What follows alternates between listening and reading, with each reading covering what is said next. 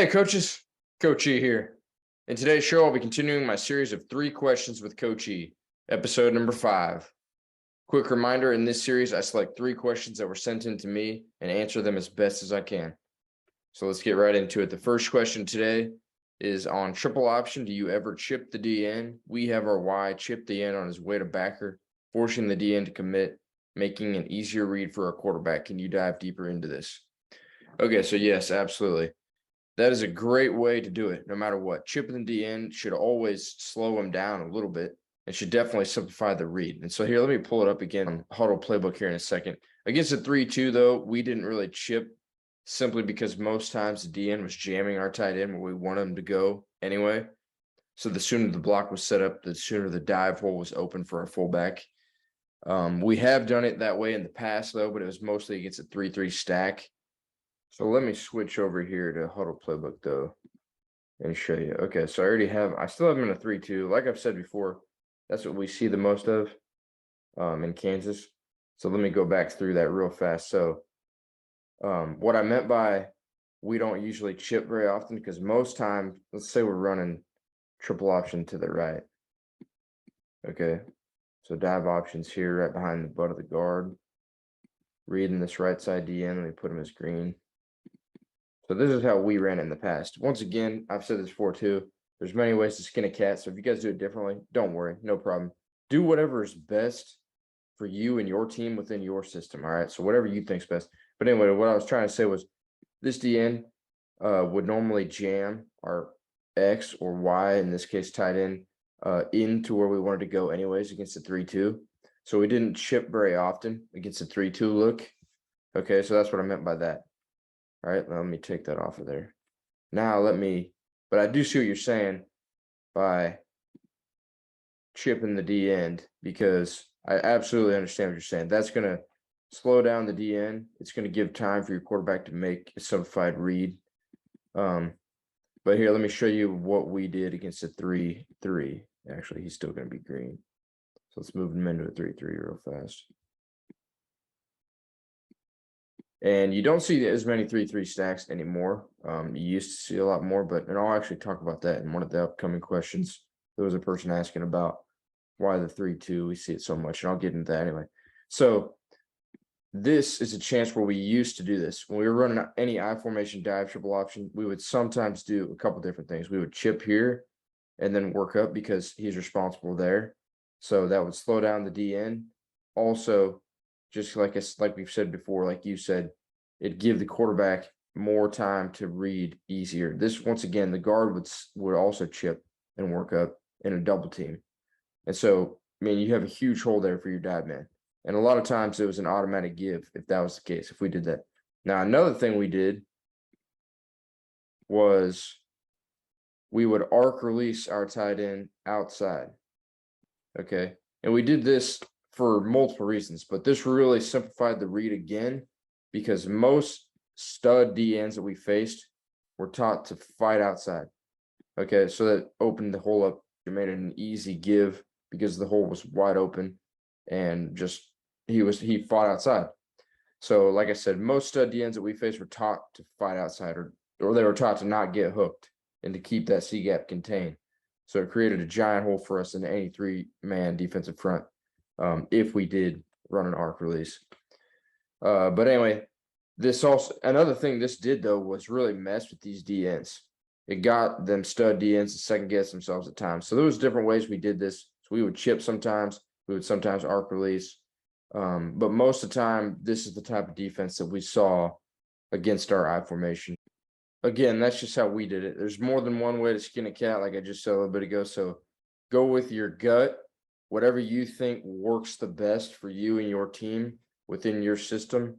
And obviously, if you've got something that you've been using, over an X amount of years and it's worked, stick with it. Great question, though. All right, now let's move on to our second question. So the next question is, Coach, will you ever break down other 8-man teams offensively and defensively?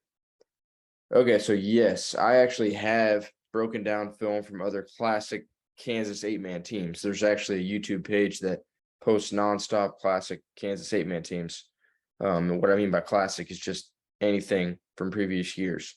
And so I have broken down some films from other teams, but before I make any play analysis videos from those films, I'm always going to wait to hear back from at least one of the coaches of those teams before going and using their films in one of my videos. And so I haven't heard back from any of them. Like I said, a lot of those are classic films. So a lot of them coaches are no longer even coaching. So it most likely will be a little while before I create a play analysis breakdown of any of them other 8-man teams, at least the Kansas ones anyway. So in another thing, with the offseason currently going strong now and the regular season coming up here before we know it, my current plan ahead is to focus on 3-question videos like I'm doing right now, play analysis videos, which is that new video series I just started. And also I'll be starting an 8-man breakdowns podcast, which I plan on releasing in a series of videos through YouTube, basically the same fashion that I've been doing already. So yeah, like I said, unfortunately, I'm not going to be able to break down any other 8-man teams, at least classic Kansas teams just yet. But great question though, and thank you for asking. If you guys have a specific 8-man topic you want me to cover, let me know in the comments, please. All right, so there's question number 2. Let's move on to our final question. The final question is, why is the 3-2 defense the most common defense you guys see? Okay, another great question. So I would probably have to say it's the most common in Kansas for several reasons. I'll say 3 reasons. So number 1, it's just always been the most common. You know, football is a copycat game. So when coaches see something ran effectively, a lot of times they'll decide to run it also or try to put it into their system if they can. That'd be reason number 1, just it's a copycat game. Number 2, I think most defensive coordinators in 8-man just feel more comfortable.